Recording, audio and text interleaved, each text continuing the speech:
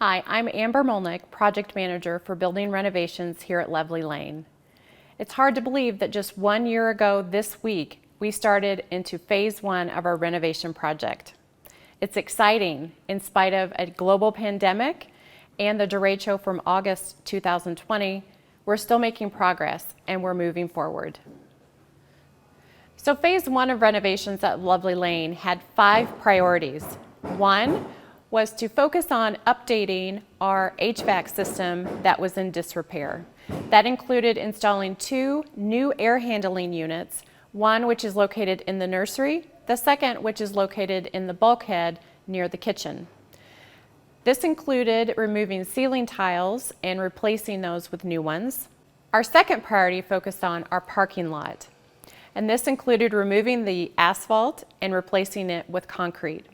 We've also included new lighting, which is LED lighting, and we've also included new parking lot islands that incorporate landscaping and trees.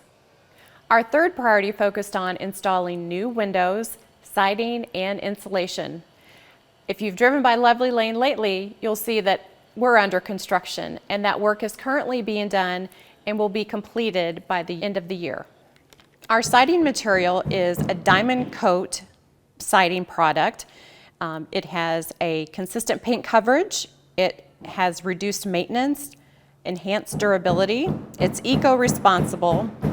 It has a lot of different color options that have enabled us to find a matching color that works with our existing siding. And most importantly, it has a 30-year no fade or finish warranty. So our new windows at Lovely Lane are Andersen brand windows. They are double pane, and you'll see here this is an example of the interior wood casement. This will be stained at Lovely Lane. They are double pane, provides us with an additional layer of protection and insulation. The exterior is an aluminum commercial grade window casement. Ours is actually in this darker brown color that you can see here. Now we're hopeful that these Andersen windows will provide us with some longevity, considering our previous single pane windows were about 55 years old. Our fourth priority focused on updating our fire protection system. And our final priority for phase 1 is our building security. We are currently reviewing proposals and will begin installation of a new security system by the end of the year.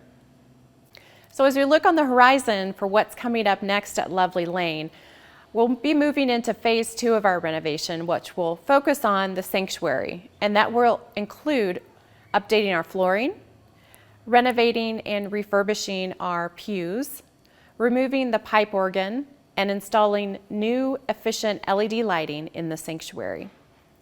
We'll also be making updates in the narthex and the foyer, which will include new flooring, updated furnishings, and a new coat of paint. One of the exciting parts of phase 2 is updating our bathrooms.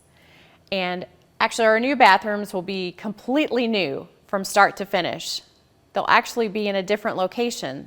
That will include new flooring, tiling, paint, fixtures, so that's something to look forward to. In closing, on behalf of the core renovation team, I'd just like to say thank you. Thank you for your encouragement and support, your prayers, and your encouragement for getting this project to where it is today. I'd be remiss to not mention the fact that from a giving perspective, Lovely Lane has always been generous and faithful, and you continue to do that. I would encourage you to keep giving and fulfill your commitment to your pledge that you made 1 year ago. If you're new to Lovely Lane and you're excited about the things that are happening, you can visit LLblessing.org to learn more about the project and how to give. You may also want to consider a one-time year-end gift to the capital campaign. You can also learn more online on how to do that at lovelylane.org. Hi, I'm Eric Wylie. I'm a member of the core renovation building team. And one of the things I'd like to talk to you about is the derecho from August 10th. that had an impact on the work that we were already doing as part of the renovations at Lovely Lane. So the storm damage to the building was significant in places. Of course, we had a lot of tree damage, as many people in the area did, and we had volunteers and a small paid crew who came and helped us clean that up. The roof on the west end of the building was damaged. Of course, the storm blew from the west, and so the west end of the building took the brunt of the damage, and we have some repairs still to make to some of those pieces. The vent stacks, several of them on the roof that extend the exhaust for different things, were blown off or tipped over. The large brick and concrete sign that stood at the corner of Wenig and 42nd Street was damaged by the storm, tipped on its side. We're currently looking at options for how we will repair and or replace that large sign. There are parts of the building where the existing siding, not the new siding that's being put on now, but where the existing siding was damaged from the wind and debris, and we have some areas where we need to replace that. On the north side of the building, we're not replacing all of the siding with new siding yet, because that is being prepared for a future phase yet to be scoped out, where we'll be hopefully adding offices. So we didn't want to replace siding on the north side of the building and then just end up tearing that off in a couple of years when new construction might happen there. Part of the roof damage that we experienced was damage to the flat roof. It was actually cut up by pieces of metal roofing that flew over the top of it in the storm. And that allowed water inside of our building. The west end of the roof will be replaced. As a result of the damage to the roof, we had several areas inside the building where water came in from the rainstorm, damaging ceiling tiles, equipment and supplies, flooring, heating and cooling system, ductwork, and drywall. The worst damage was here in this room where I am now, in our upper level preschool rooms that are on the corner of the building. Water came through the ceiling, fell onto preschool supplies, books, several things had to be thrown out, and then the water went through the ductwork to the lower level and damaged the large classroom underneath. Right after the storm, we were able to have a damage restoration service come in, and fairly quickly we were able to clean carpets and salvage things that could be saved. We're in the final stages of figuring out the scope of work from the storm damage, and plans are underway to have that work completed by the beginning of the year. Now, of course, the damage from the storm has impacted the schedule for our planned renovations. And we're very lucky that we have the great crew from Rinderknecht here on site already working on our renovations.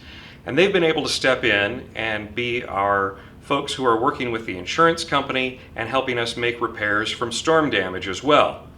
They know better than anyone all the work that needed to be done, and they've gotten to know the building pretty well. And we thank them for all the work that they've done to help us. We were very glad that we were able to accommodate the needs of the Lovely Lane preschool and keep them within the building and provide some level of normalcy and continuing on for the fall. We made a couple of changes to adapt. Those changes included creating an exterior door in the music room to use the music room as a preschool room, and the lower level youth room is now being used by the preschool. Thank you for your patience and understanding as we work to balance the global pandemic, the Derecho storm damage, and our construction work, all while still trying to maintain the mission of Lovely Lane, which is to provide hope. Thank you for all you do to support the work and mission of Lovely Lane United Methodist Church.